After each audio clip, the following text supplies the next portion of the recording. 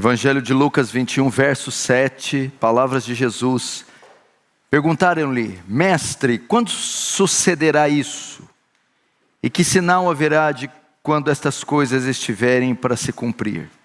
Respondeu ele: Vede que não sejais enganados, porque muitos virão em meu nome, dizendo: Sou eu. Também chegou a hora. Não sigais, quando ouvirdes falar de guerras e revoluções, não vos assusteis, pois é necessário que primeiro aconteçam essas coisas, mas o fim não será logo. Então lhe disse: levantar-se-á nação contra nação, reino contra reino. Verso 11, haverá grandes terremotos, epidemias, grava essa palavra, e fomes em vários lugares, coisas espantosas e também grandes sinais do céu. Agora vai comigo em Mateus 24. Mateus 24.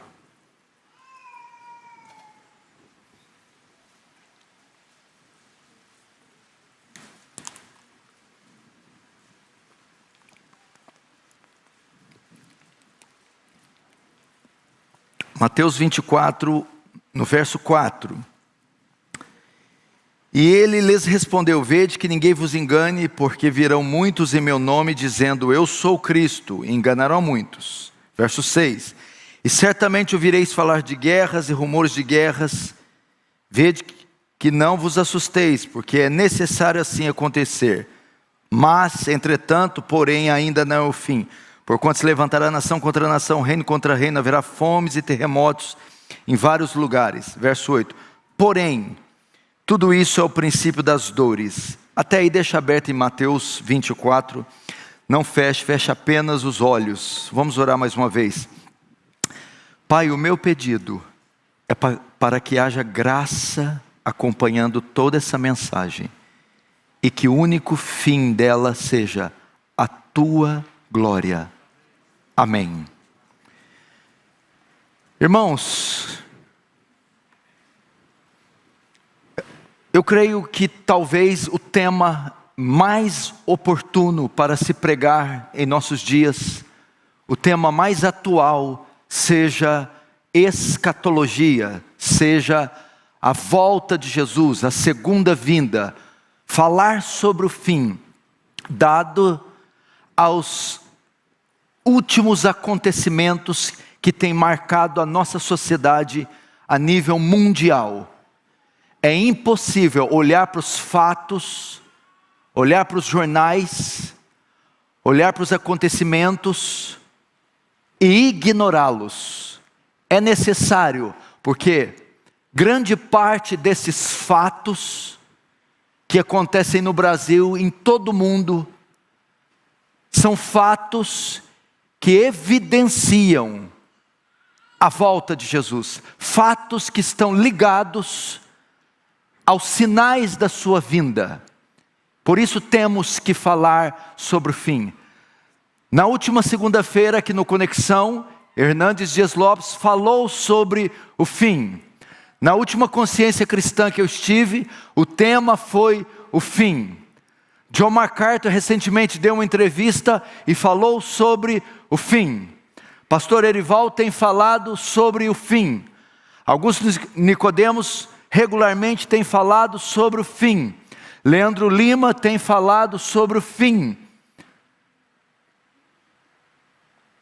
É um tema para ser abordado, para ser trazido. O fim dos tempos. Esse mundo que você vê, essa era, essa história, vai ter uma consumação, vai chegar num final. Sabemos que haverá este fim. Não é novidade para nós e não é de hoje que falamos sobre isso. A Bíblia tem farto material a respeito do fim. A Bíblia menciona sobre isso, sobre o fim e todos os seus desdobramentos. E nós estamos vivendo um período que dura quase 2 anos, que tem marcado o mundo todo. É o advento do coronavírus, da pandemia do coronavírus, que mobilizou o mundo, que dobrou o mundo, que botou o mundo de joelhos, que fez com que o mundo entrasse em um colapso nas mais diversas áreas. Coronavírus, sem sombra de dúvidas, é uma das pestes mais marcantes de toda a história da humanidade. Eu não digo no seu poder de fogo, do seu poder de morte, porque tiveram outras pestes mais mortíferas, mas na sua capacidade de mobilizar o mundo todo ao mesmo tempo. E eu acredito que nenhuma outra peste conseguiu fazer isso, conseguiu mobilizar, paralisar, mover o mundo todo no mesmo tempo. Portanto, um sinal como esse, ou seja, um evento como esse, não pode ser ignorado. Não podemos assistir a pandemia do coronavírus e todos os seus desdobramentos alcançando colapso econômico, crises políticas, guerras e rumores de guerras, enfim, um caos se instalou de proporções globais. Então, isso não pode ser ignorado. Nós, diferente dos ímpios, dos pagãos, nós olhamos para os fatos mais do que com a ótica da ciência, da sociologia, da antropologia. Nós olhamos para os fatos debaixo da perspectiva bíblica, com os olhos bíblicos, com os olhos escatológicos, e nós entendemos que a pandemia do coronavírus é um sinal.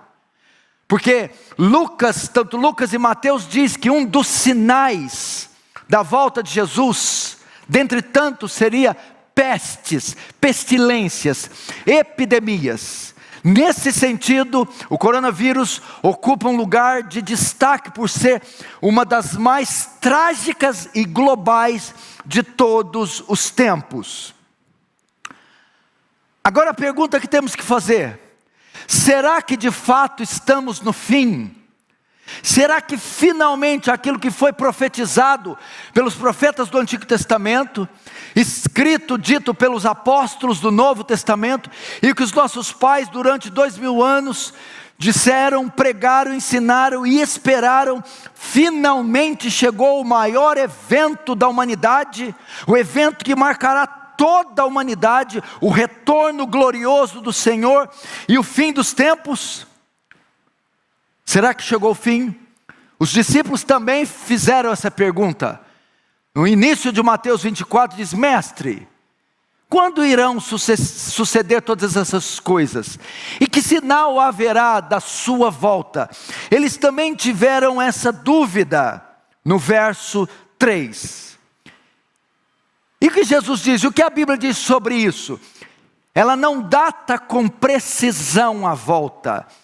Não há um dia exato, um mês exato, um ano exato, uma hora exata, um minuto exato, um segundo exato. Ao longo da história da igreja, muitos quiseram datar com precisão a volta de Jesus e quebraram a cara. Jesus não fez isso, não datou com precisão, mas ele deixou sinais. Sinais. Quando eles perguntam, ele responde com sinais. Sinais que ao vermos, ouvíssemos, apalpássemos, saberíamos então que Jesus estaria voltando. Saberíamos que o fim de fato iria acontecer. Ele deixou sinais claros, sinais que estão aqui narrados por toda a Bíblia, principalmente nestes textos. Este texto que Jesus fala em Mateus 24 é chamado sermão escatológico. Escatologia é a doutrina das últimas coisas. Ela é também chamado sermão do fim, ou sermão profético, porque ele fala não só para o tempo dele, até o ano 70, mas de acontecimentos que viriam além do tempo dele. E também é chamado sermão da vigilância, uma vez que ele é escatológico, que ele é profético, ele ordena que os seus seguidores estejam esteja em estado de constante vigilância. Agora, que sinais são esses? Que sinais são esses que Jesus deixou para que ao vermos, nós saberíamos que Ele estaria voltando e que os séculos estariam se consumando? Que sinais são esses? Bom, na escatologia, na teologia, existem duas categorias de sinais. Duas categorias: os sinais de certeza e os sinais de iminência, os sinais de proximidade. Os sinais de certeza, aqui em Mateus 24, é os que estão registrados dos versos 1 ao 14. E os sinais de iminência, de proximidade, estão narrados do verso 15 em diante. A primeira categoria de sinais, sinais de certeza, eram sinais que ao se cumprir, nós teríamos certeza que Jesus voltaria. Sinais que ao vermos, nós iríamos entender que tudo o que Ele disse acerca da sua vinda é de fato verdade, de fato se cumprirá, é certeza que Ele vem, não é mentira, não é um conto, de fato Jesus virá. E que sinais são esses? Guerras, rumores de guerras, fomes, todas essas coisas estão na primeira categoria de sinais de certezas. E eu quero destacar um desses sinais. Do verso 13 e 14, ele menciona da guerras, rumores de guerras e pestilência. Ou seja, a pandemia do coronavírus é um sinal da volta de Jesus, isso está claro, inequívoco. Por mais que haja dezenas de milhares de especulações em torno da origem, do propósito, o fato é que está aí, está matando, está colapsando o mundo, é um sinal, é uma praga e é uma peste nítida, é uma evidência cabal da volta de Jesus, é um sinal. Mas o coronavírus está dentro da categoria dos sinais de certeza.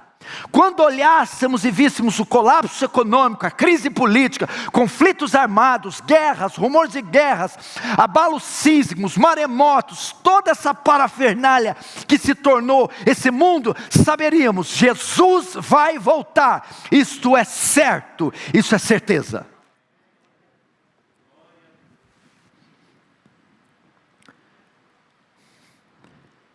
E muitas pessoas, quando olham para esses sinais, como foi o tsunami da Indonésia, o outro que teve no Japão, esses conflitos armados, desde a Guerra do Golfo, do Vietnã, ou da Segunda Guerra de Adolf Hitler, imaginava-se que era o fim ao ver aqueles sinais.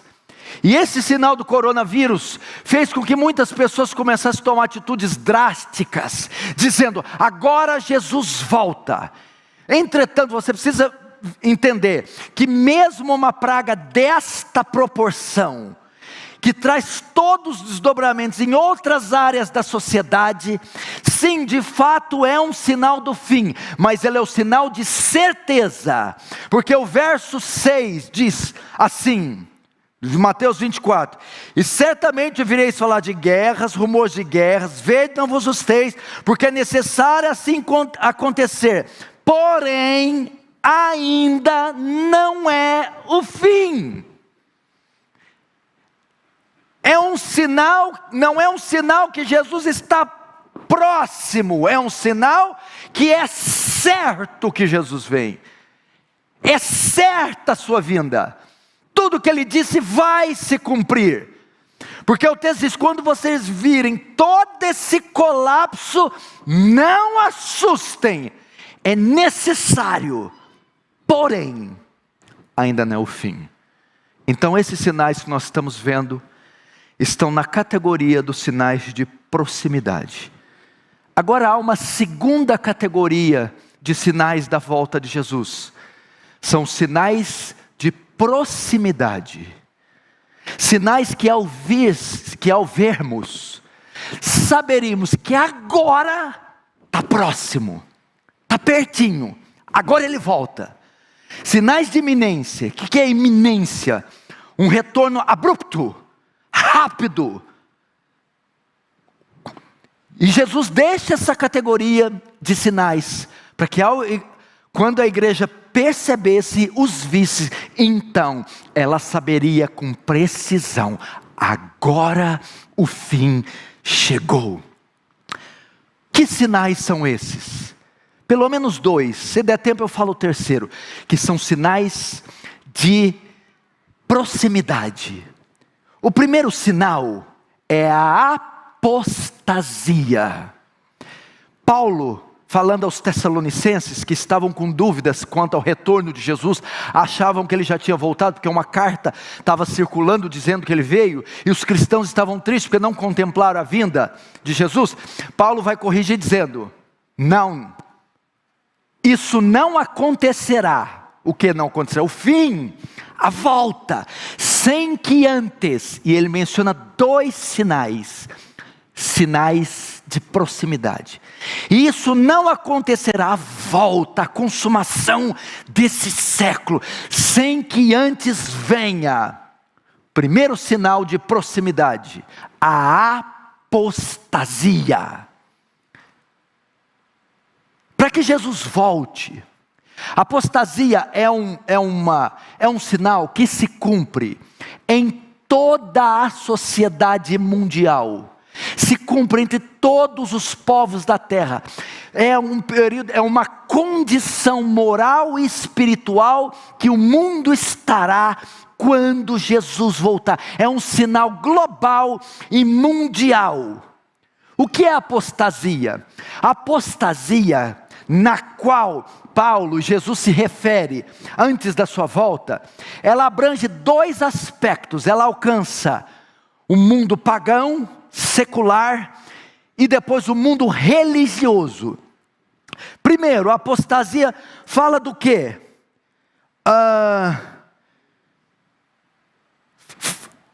Ela aponta para um declínio moral da sociedade. Mateus 24 diz que, por se multiplicar a iniquidade, o amor de muitos se esfriará. Jesus voltará em um tempo que os padrões morais estarão tão baixos, tão asquerosos, tão profanos. O homem se sujeitará a coisas absurdas. Nós temos um exemplo disso. Antes de vir o dilúvio, a volta, o fim, aconteceu o quê? A corrupção do gênero humano, e toda a sorte dos pensamentos do homem era só má continuamente. Vai chegar um período da nossa sociedade que a degradação moral estará tão grande, que o padrão moral estará num nível tão baixo, que seria inimaginável ver isso. É um dos sinais da volta de Jesus, a corrupção do gênero humano. Blasfêmias, abusos, orgias, bacanais. Uma outra amostra disso é Gênesis 18 e 19, quando choveu fogo e enxofre, é um tipo do fim. O fim precedeu o quê? A corrupção moral de Sodoma era tamanha, que os moradores quiseram abusar sexualmente de anjos. E a nossa sociedade está caminhando para uma coisa grotesca como essa. Esse é um sinal de iminência. Quando você começa a se ver crianças tocando em homens nus, em museus, em centros de exposições, essas ideologias, perversões sexuais, abolição dos direitos, abolição da verdade, abolição da lei, quando tudo se tornasse uma anarquia, um regime tribal, uma coisa hedionda, é um dos sinais de iminência. O segundo sinal, ou melhor, a segunda parte que esse sinal alcança, a apostasia, também pega o campo religioso. O que é isso? Apostasia é quando houver o abandono da verdade para seguir a mentira, O que é isso? Próximo à volta de Jesus vai ter uma explosão do engano religioso. O engano vai reinar. Apostasia não é as igrejas ficar vazias. Não é isso, as pessoas se tornar ateus. Apostasia é as igrejas ficarem lotadas. É milhares e milhões de igrejas serem plantadas. Falsas. Hereges por toda parte, falsa doutrina, falsa igreja, falsos pastores, falsa teologia, falsa pregação, falsos cristãos por toda parte. Esse seria um grande sinal. 1 Timóteo capítulo 4 diz que o Espírito expressa, que o Espírito diz veementemente que nos últimos dias apostatarão alguns da fé, dando ouvido a espíritos enganadores e a doutrinas de demônios. Na segunda quarta, no mesmo capítulo diz que, e tendo comichão no ouvido, não suportarão ouvir as sãs doutrinas, mas amontoarão para si doutores conforme as suas concupiscências. Só no Brasil, no ano 2015, uma seita inaugurou 1.103 igrejas em um ano. O crescimento das seitas está a todo vapor. Esse seria um sinal, meu irmão.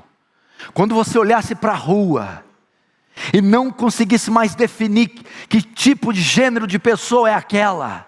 Quando você olhasse para a grade curricular do ensino fundamental, médio, do acadêmico, quando você visse o gênero humano se tornando uma aberração, e o homem sendo capaz de coisas inimagináveis, impensáveis, quando a sociedade descer no nível mais baixo, e a igreja se tornar mundana, apóstata, quando o pecado da sociedade se unir ao pecado da igreja, quando não houver diferença do pecado do religioso com a da igreja, esse é um sinal que Jesus está próximo. E será que está muito longe esse sinal? Veja o que virou a Europa. O que tem lá é dead churches, igrejas mortas. Veja a sexualidade dos europeus. Veja o Brasil, para onde está caminhando, os rumos que está caminhando a nossa sociedade. Esse seria o primeiro sinal de proximidade. O segundo sinal de proximidade. O primeiro é o bolo. O bolo. Extenso, profundo, largo. O segundo sinal é a cereja do bolo. A vinda, a aparição, a ascensão do anticristo. Assim como um abutre,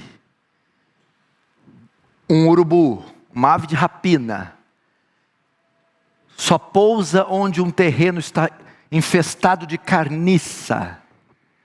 Quando esse mundo estiver todo corrompido, naufragando num caos moral e apostatando até o pescoço religiosamente, quando o terreno mundial estiver fétido, asqueroso, imundo, apóstata, então desce, ou sobe, aparece no poder, essa figura enigmática, o anticristo, porque Paulo diz, não será assim a volta de Jesus, sem que primeiro venha a apostasia e se manifeste o homem do pecado, o filho da perdição.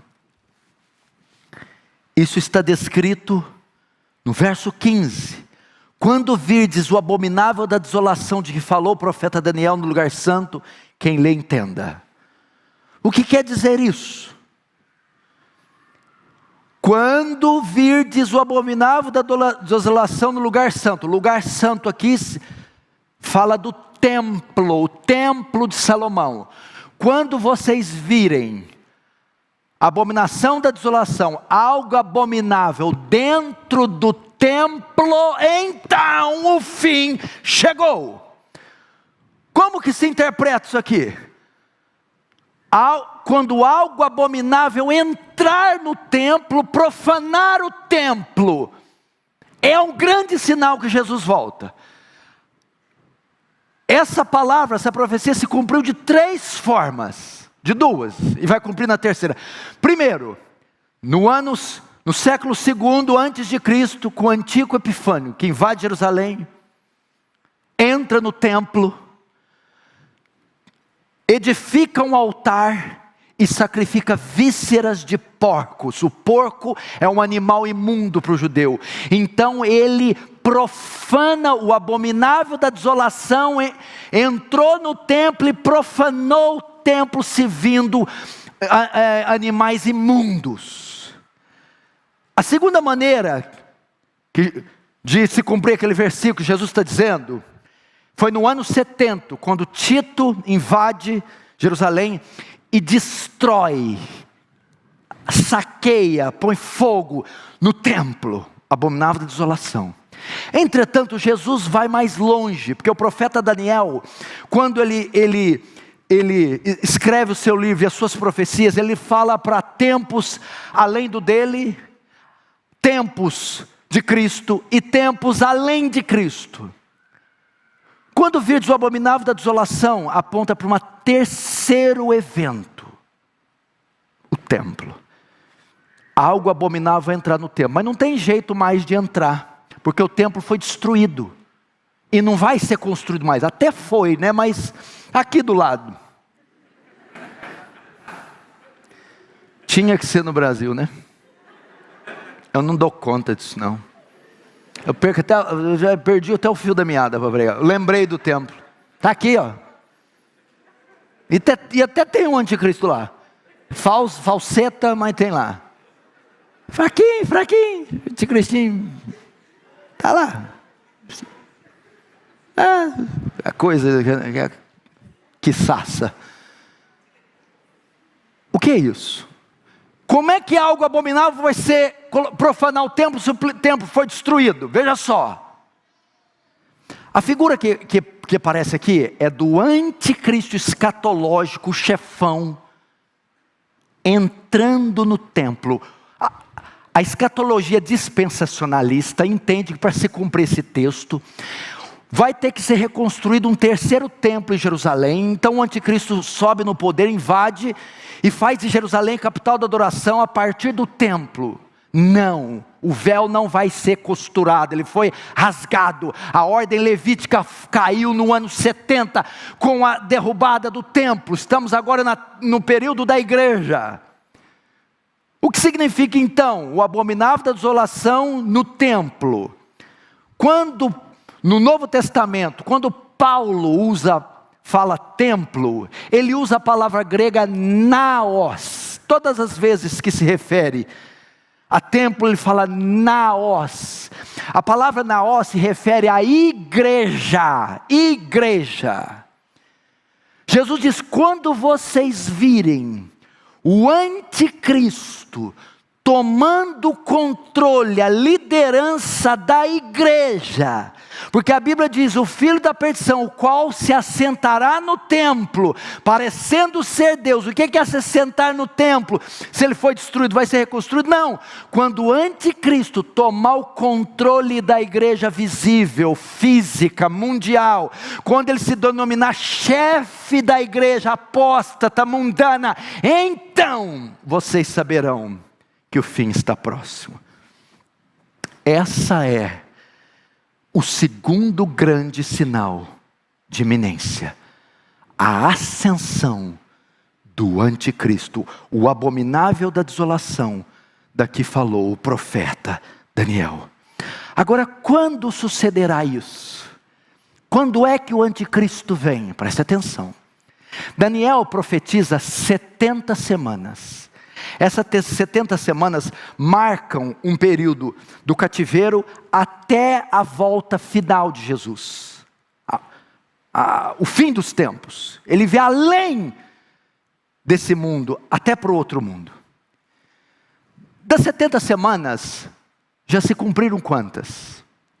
Nós estamos nesse momento na última semana de Daniel, na 70ª 70ª semana é a que nós estamos vivendo. 70 semanas.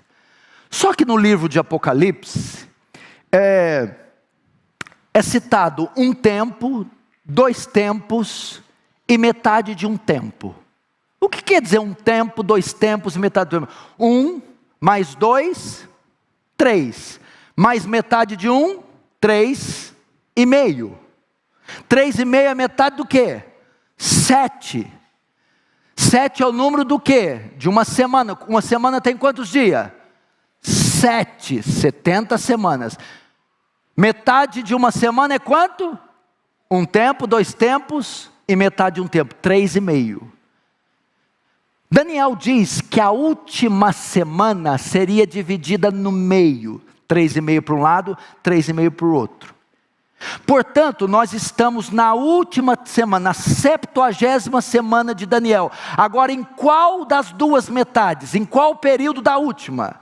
Nós estamos na primeira metade da última semana. Estamos na última, mas como ela foi dividida em 2, estamos na primeira metade. Essa primeira metade é destinada ao quê? Como eu sou de escatologia amilenista, eu não creio no milênio literal. Paulo não falou de um milênio literal aqui na terra. Jesus não falou em nenhum dos evangelhos de um milênio literal de 1000 anos aqui na terra. Os outros apóstolos não falaram. O Novo Testamento não fala de um milênio literal na terra. Só uma menção disso em Apocalipse capítulo 20. Significa que é uma linguagem simbólica. A primeira metade da última semana é o milênio. O milênio é o período do reino de Cristo, que vai da primeira à segunda vinda do Senhor. Nós estamos exatamente no milênio, e ele começou quando Cristo veio na terra, morreu e ressuscitou. É o período destinado à igreja, ao avanço do reino, à pregação do evangelho, às missões transculturais. É o cavalo branco, é Cristo, o reino e a mensagem do rei. É isso que nós estamos vivendo. Não faz sentido um milênio literal depois da vinda de Jesus. Redimidos morando aqui com ímpios. Vai haver 2 ressurreições. Não faz sentido. Porque o Apocalipse é simbólico, não é literal. Vi um cordeiro com uma espada saindo da boca. Era um carneirinho com uma espada lá? Era Cristo, e a espada era a palavra. E o anticristo? A última metade. Nós estamos na primeira metade da última semana. Então, chegará a última metade da última semana, o fim do fim. Se a primeira metade é destinada ao avanço do reino, ao período da igreja, a segunda metade é destinada ao anticristo. E é o período que nós chamamos a grande tribulação. A grande tribulação. É o que o texto diz, verso 21. Porque nesse tempo haverá grande tribulação, como desde o princípio até agora não tem havido, nem haverá jamais. Irmãos, esse é um período destinado para a ascensão do anticristo. E por que Jesus associa a ascensão do anticristo com uma grande tribulação? A palavra tribulação não tem nada a ver com ímpio. A igreja não passa a grande tribulação, não. A igreja não passa as taças da ilha, do juízo. A tribulação a igreja passa, porque a palavra tribulação quer dizer provação, teste. Ímpio não é provado, não é testado.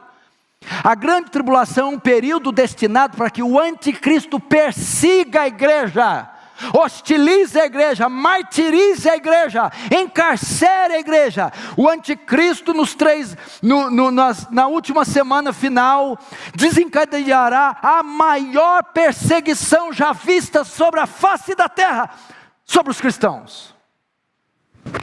E o verso 22 mostra a intensidade da grande tribulação ou da perseguição do anticristo. Verso 22. Não tivesse aqueles dias sido abreviados, ninguém seria salvo. Mas por causa dos escolhidos, tais dias serão abreviados. Sabe o que Jesus está dizendo? A primeira metade durou quanto tempo? Começou com a vinda de Jesus. Não terminou ainda. 2021 anos. Primeira metade da primeira semana. Se a segunda metade do anticristo for mais 2000 anos, não sobra ninguém vivo. Que o que Jesus fez, se aqueles dias não fossem encurtados, diminuídos, a perseguição, as atrocidades, meu irmão, o anticristo vai promover um culto de adoração a Satanás.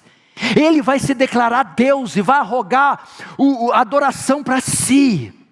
Vai ser um tempo de caos nessa terra, de escuridão jamais vista. O culto ao demônio será promovido, estabelecido. A Bíblia será banida dos púlpitos. Vai ser proibido mencionar o nome de Jesus. Vai ser um período terrível, marcado por intensa perseguição.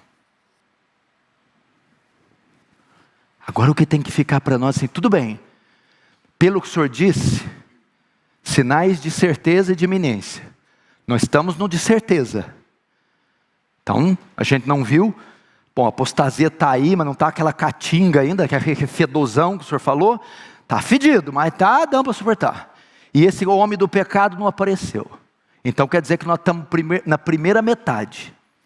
Aí vai vir a segunda, menor, destinada para o anticristo, para a grande tribulação. É o fim do fim. Agora a pergunta que você tem que fazer, tudo bem, nós estamos na primeira metade, mas em que fase, Arival, da primeira metade? Eu acredito, meus irmãos, que o cenário mundial, principalmente com a chegada desse vírus, está se desenhando um período que parece que estamos chegando no final da primeira metade, quase fazendo a transição para a última metade. Sim, nós estamos na primeira, mas me parece que ela está bem próxima de terminar, porque o quadro está sendo pintado, apostasia. E tudo está sendo preparado para um cenário onde um líder mundial, político, militar e religioso governe. Já estou terminando, não fique nervoso. Agora, que relevância tem isso? Qual o sentido dessa pregação?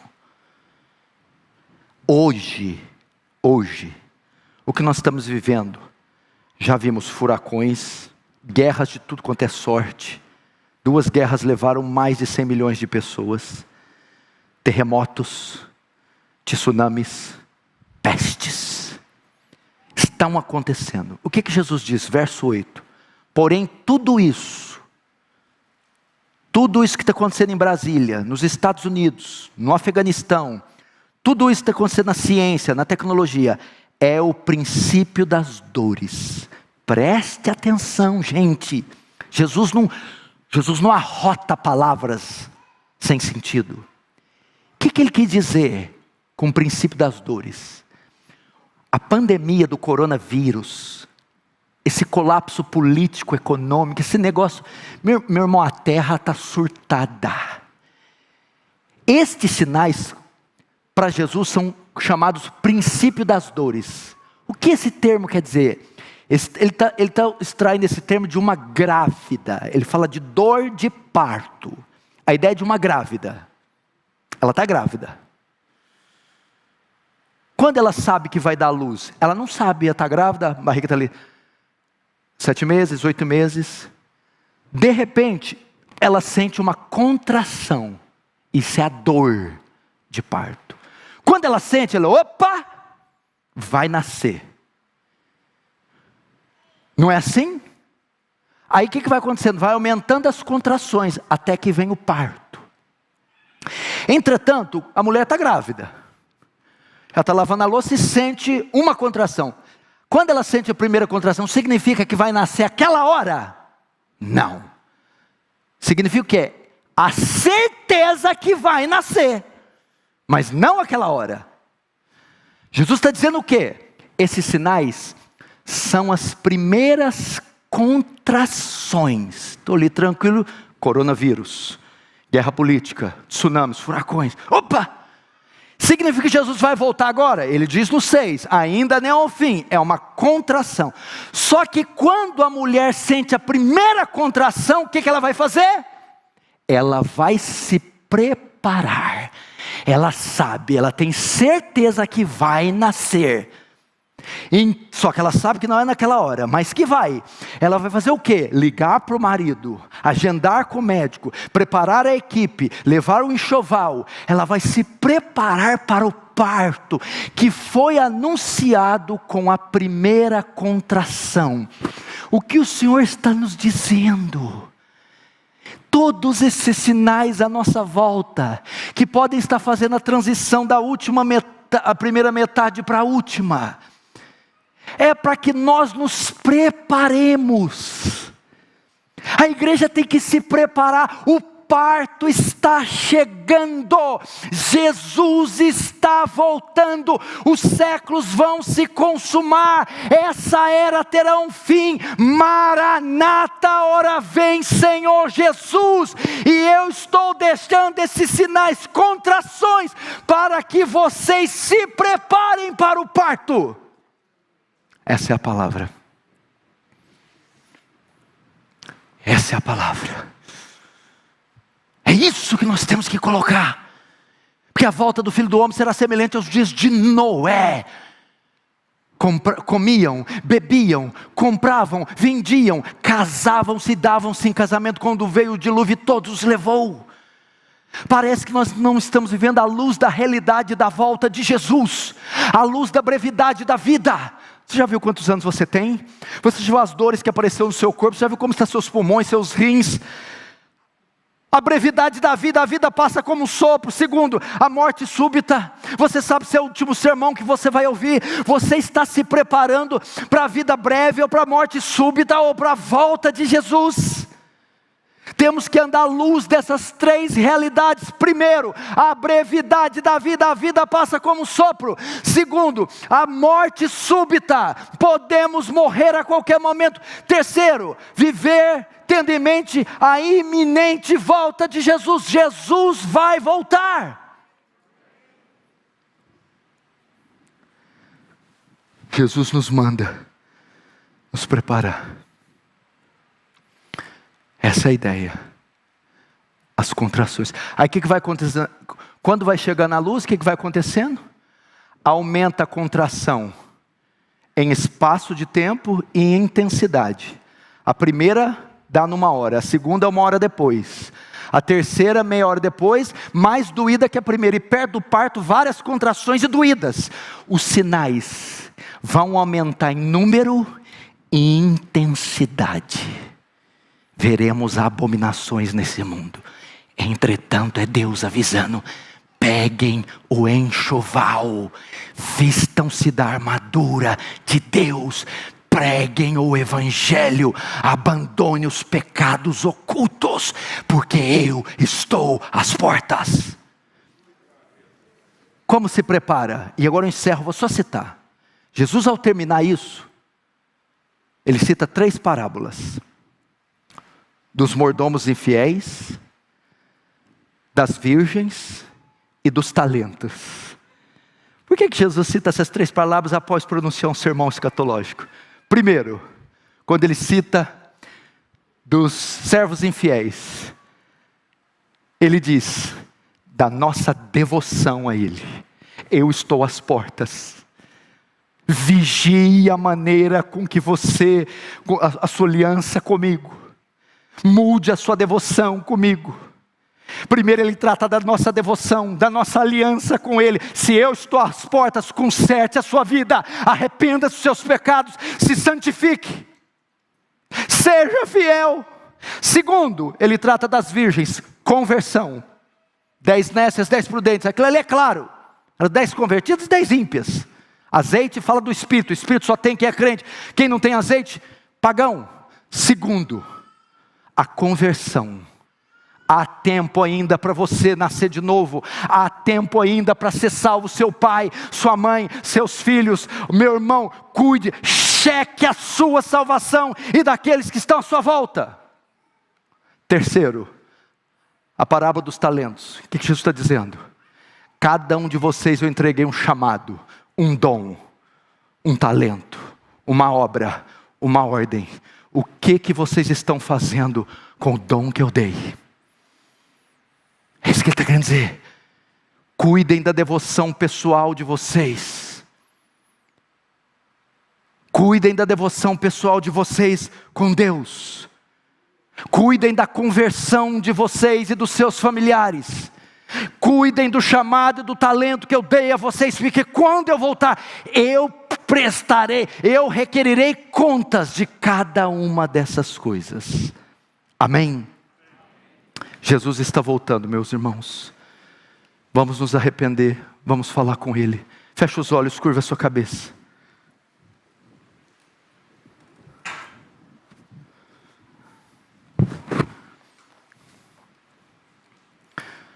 Como é que está a tua vida? Jesus está próximo. Estamos na última semana, na sua primeira metade. Quase indo para a segunda. Como está a sua vida? Você está preparado para a volta dele? As primeiras contrações já começaram. O parto vai vir. Você está vestido da justiça de Cristo? Está vestido da armadura?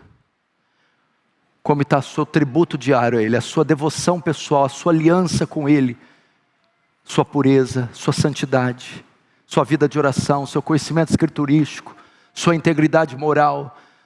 Como é que estão as questões de foro íntimo, aquilo que você pensa, o que é interior, que o homem não vê? Segundo, e a conversão? Tem certeza que é nascido de novo? Tem certeza que você é crente? Que é trigo e não joio? Que é ovelha e não bode? Que é virgem nécia? Que é virgem prudente e não nécia? Oh, meu irmão. E terceiro, seus talentos. Você tem enterrado eles? Qual posição você ocupa no reino de Cristo, meu irmão? Qual posição você ocupa?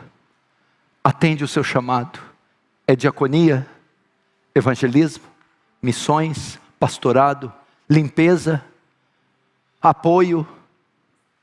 Cristo vem e vai pedir conta dos teus talentos. Cristo vem. Senhor Jesus, não nos deixa, quando chegar aqui, encontrar uma igreja morta, inoperante, mundana, carnal, egoísta, ensimesmada. Senhor, precisamos daquele azeite, daquele bálsamo derramado no Pentecostes. Oh Deus, que fez aqueles homens virar de pernas para o ar, a sociedade da sua época, camponeses, donas de casa, pescadores, poderosos na palavra, na oração, donas de casa, trabalhadores, operários íntegros, retos. Faz de nós tais homens. Espírito Santo, acorda a igreja, chacoalha a igreja, aviva a igreja, santifica a igreja. Deita fora os ídolos, meus irmãos. Confesse pecados ocultos. Se recrute no ministério, no serviço. Porque Cristo vem. Cristo vem. Cristo vem. Que a igreja esteja preparada. Em nome de Jesus.